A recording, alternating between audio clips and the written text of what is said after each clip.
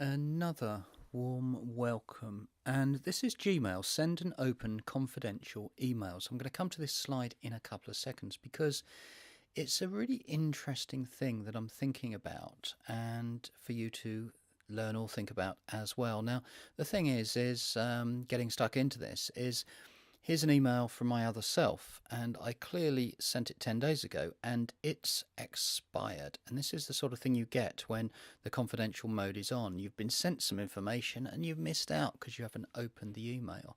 As background to this feature with the official Gmail help, what we have here is the send and open confidential emails, where you can send something and you can set SMS codes. You're not allowed to forward, copy, or print it, and it will I'm going to say self-destruct.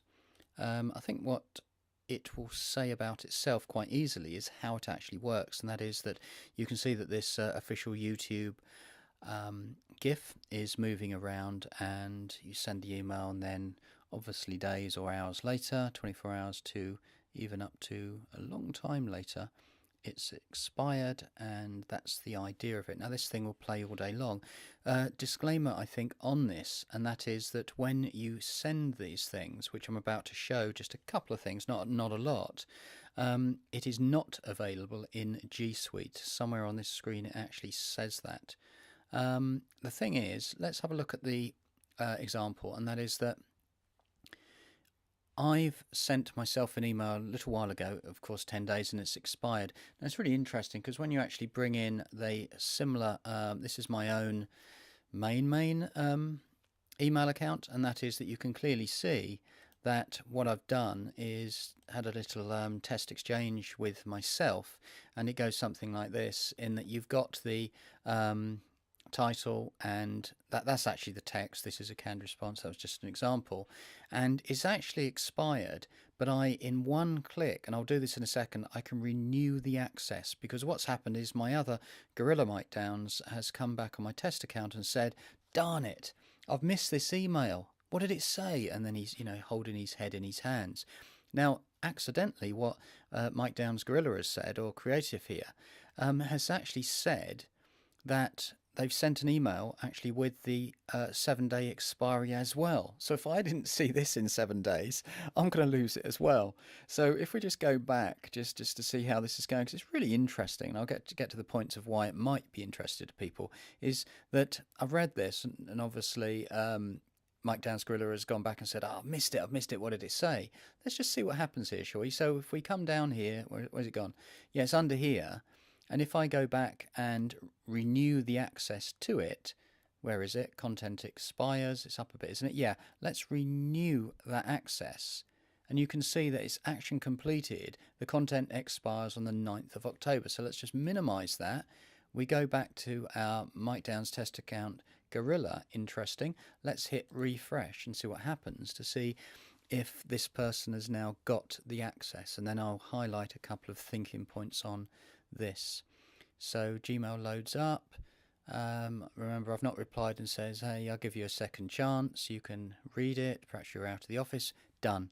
And you can see that immediately that email has refreshed itself down to a level which now says the content expires on the 9th of October. I quickly look at my watch and I say, I got just less than 24 hours. It's not got a countdown, but it's clearly got the date. So if I was going to go and reply back to this and say, oh, thank you for so much, what I could do is I just type a word to know that I'm doing it, and then I can go in to look at this is the one, look, it's a padlock with a timer. Turn it on or off. Now at the moment that's off. If I wanted to go back on, you'll see that I've actually got a day, a week, month, 3 months, or 5 years. Who's going to send an email and it will expire in 5 years? That's hilarious. Still, that says, let's say 1 day, and then this is the really lovely part, no SMS passcode. But I could set a passcode on that, which is pretty interesting. So if we go back and we say, okay, I'm going to set a passcode this time, and then I'm going to send it, and then I've actually got to put that person's SMS in there at the moment so they can identify, which is really useful because I'm going to highlight just this idea, and that is that if you are thinking about Gmail send and open confidential emails, what I want to do with myself, that I did literally through about half an hour or so ago, I got an old school pen and a paper out, and I said, if I was going to use this without ever looking at the instructions or the intention, what would I come up with? And what I come up with was an idea that sending an email to someone and actually, say, putting on the confidential mode, in my opinion, has a huge element to it about the facts and the emotions.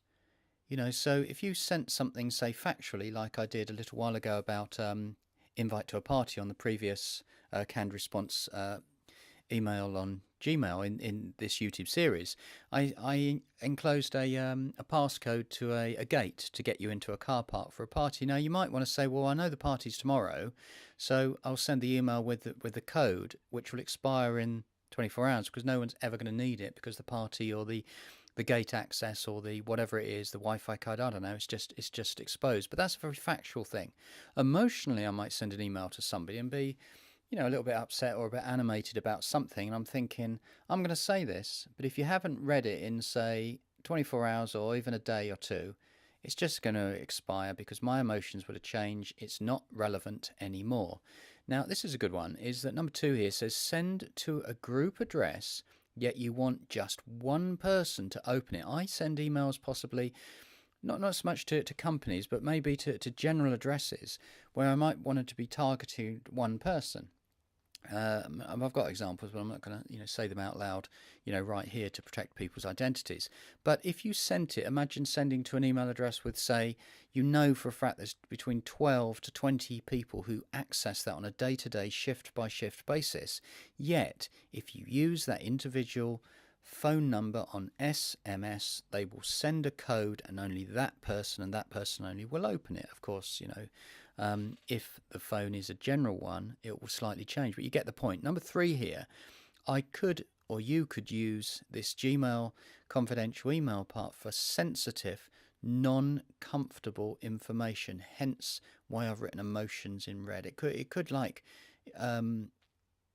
be interesting in that way. This one, moving, a slight tangent to that, is we could use this as a real fun way, almost like the Mission Impossible level of this message will self-destruct in 24 hours or whatever it is, and make Gmail into a game, which is, I put down here, let's say I was doing a teacher assignment, or there was something going on with a social group, or I don't know, something, and you said, look, I know we're all in this together.